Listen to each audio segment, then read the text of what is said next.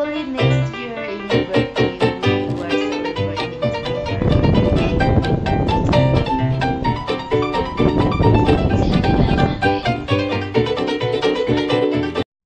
Yes. Hi everyone!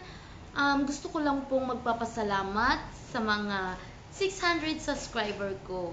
Within 1 month, I made it. So, konting push na lang. Gusto ko pong magpapasalamat sa lahat ng sumusuporta sa akin.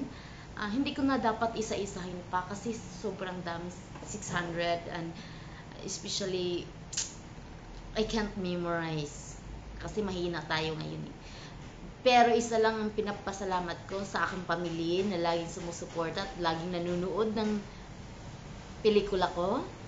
Maraming salamat sa inyo. Then also sa pinsan ko na si Dachi Pinay na nag-encourage sa akin na mag-vlog. Thank you so much, cousin, and I love you. I love you all. See you soon. Let's grow together. Okay?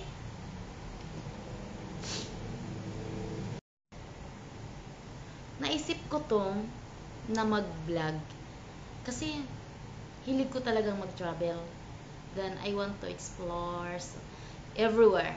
Then gusto kong i-share sa inyo kung saan man ako mapunta. Then inihingi ko po yung suporta niyo na sana nandyan kayo. Lagi kayong manunood sa pelikula ko. For now, 600 pa lang yung subscriber ko. But I believe it will grow more. Then sana nandyan pa rin kayo na sumusuporta sa akin.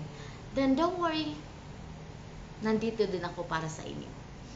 Then subaybayan nyo lagi yung iba-vlog ko dahil mamamangha kayo. Because I will do my best. Naniniwala ako na kung gustuhin mo ang isang bagay, mangyayari at mangyayari yun. Dahil yun ang passion mo eh. Yun ang hilig mo eh. Kaya yun, ipagpapatuloy natin kung anong hilig natin para makamit naman natin kung anong gusto natin. Kasi kung nangangarap ka at saka hindi mo naman ginagawa, hindi mangyayari yun.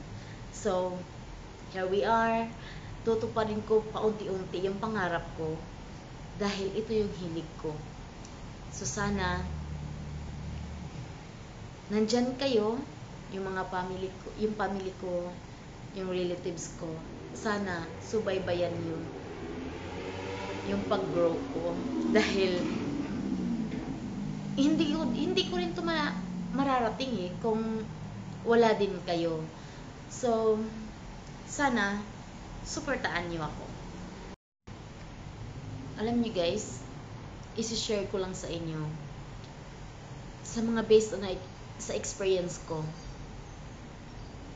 Kasi syempre nga dito kami sa ibang bansa. Wala kang pamilya. Wala kang kasama sa buhay. Yung homesick nararamdaman mo. Pero alam mo, hindi mo maramdaman yun kung nandyan si God sa puso mo. Kaya nga,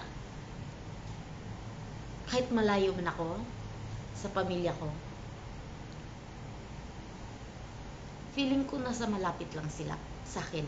Kasi lagi nila akong pinipag-pray, lagi ko rin silang pinag-pray. At nandito lagi si God sa akin. Then ngayon, sasagutin ko lahat yung mga nagtatanong sa akin kung bakit hanggang ngayon hindi pa rin ako nag-aasawa. Well, hindi pa talaga right time eh. Sa dami-dami pa naman nagtatanong sa akin kung bakit sa edad ko ngayon, bakit hindi pa ako nag-aasawa. Eh, wala pa eh.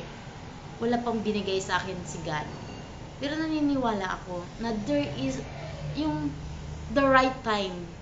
Right time talaga, na darating talaga yun. Kasi ang pag-aasawa hindi naman